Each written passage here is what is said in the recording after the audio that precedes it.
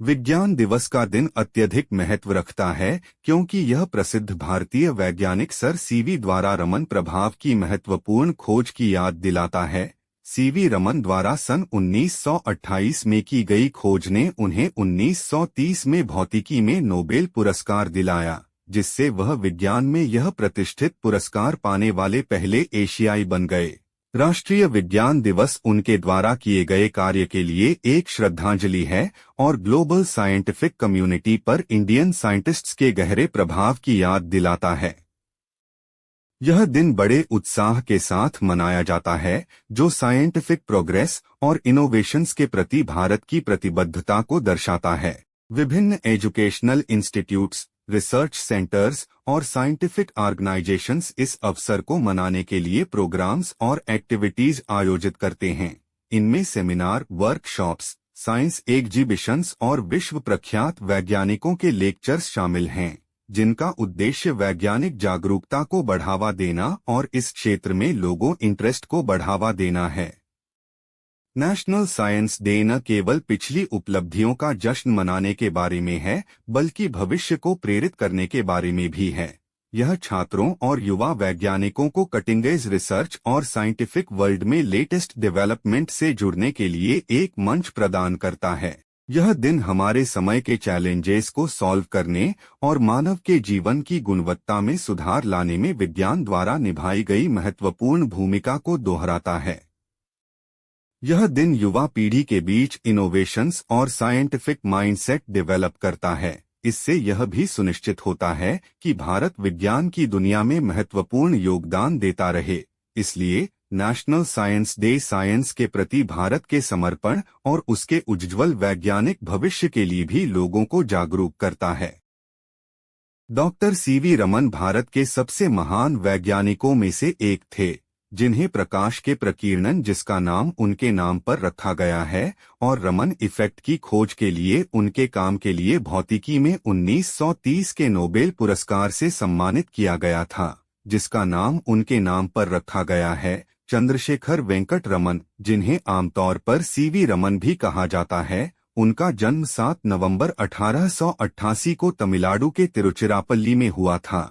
उनकी मातृभाषा तमिल थी। वह चंद्रशेखर अय्यर और प्रावथी अम्मल के दूसरे बच्चे थे। उनके पिता गणित और भौतिकी के व्याख्याता थे। रमन बचपन से ही बहुत प्रतिभाशाली छात्र थे। उन्होंने विशाखापत्तनम और मद्रास, चेन्नई में अपनी शिक्षा पूरी की। वित्तीय सिविल सेवा प्रतियोगी परीक्षा में शीर्ष रैंकिंग प्राप्त करने के बाद उन्हें कलकत्ता में उप महालेखाकार के रूप में नियुक्त किया गया था। उनके स्नातक होने के समय भारत में वैज्ञानिकों के लिए कुछ ही अवसर थे। इसने उन्हें कलकत्ता में एक सहायक महालेखाकार के रूप में भारतीय सिविल सेवा के साथ काम स्वीकार करने के लिए मजबूर किया। वहां रहते हुए वह अपने शेष समय में विज्ञान के लिए भारतीय संघ की प्रयोगशालाओं में विज्ञान के क्षेत्र में काम करके विज्ञान में अपनी रुचि बनाए रखने में सक्षम थे। उन्होंने उपकरणों, स्ट्रिंग्ड इंस्ट्रूमेंट्स और भारतीय ड्रम, इंडियन ड्रम्स के भौतिकी का अध्ययन किया।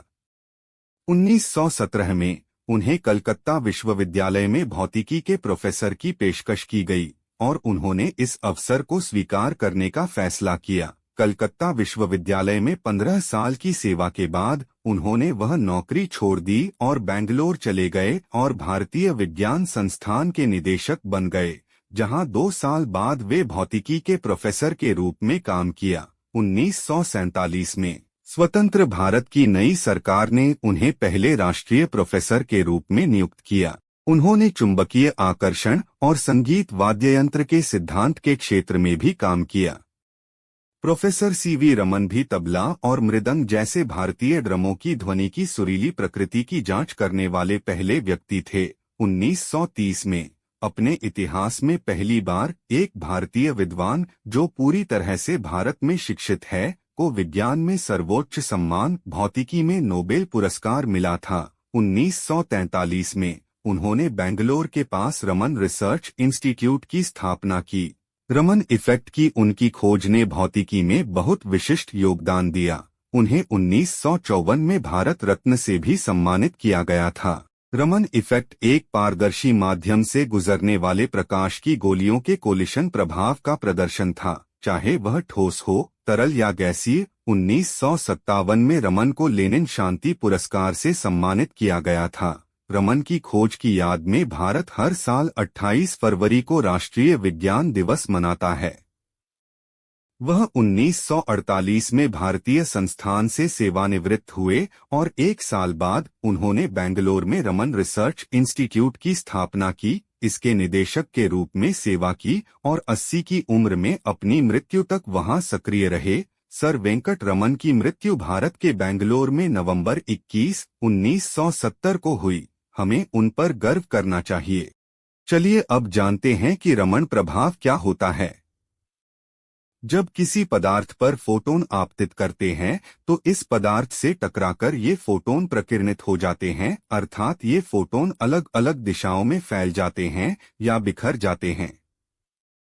अलग अलग दिशाओं में फैले या प्रकीर्णित हुए अधिकतर फोटोन की ऊर्जा वही पाई गई जो आपतित फोटोन की थी। अधिकांश फोटोन की ऊर्जा या आवृत्ति और तरंग दैर्ध्य वही रही जो आपतित फोटोन की थी, लेकिन लगभग 1 करोड़ फोटोन में से एक फोटोन ऐसा पाया गया जिसकी प्रकीर्णन के बाद ऊर्जा कम या अधिक हो गई, अर्थात प्रकीर्णन के बाद फोटोन की ऊर्जा परिवर्तित हो गई, अर्थात आपतित फोटोन की ऊर्जा और प्रकीर्णित फोटोन की ऊर्जा अलग अलग प्राप्त हुई। ऐसे फोटोन को जिनकी आपतित ऊर्जा और प्रकीर्णित ऊर्जा का मान परिवर्तित हो जाता है, ऐसे फोटोन को रमन प्रकीर्णित फोटोन कहते हैं और इस प्रभाव को रमन प्रभाव कहते हैं।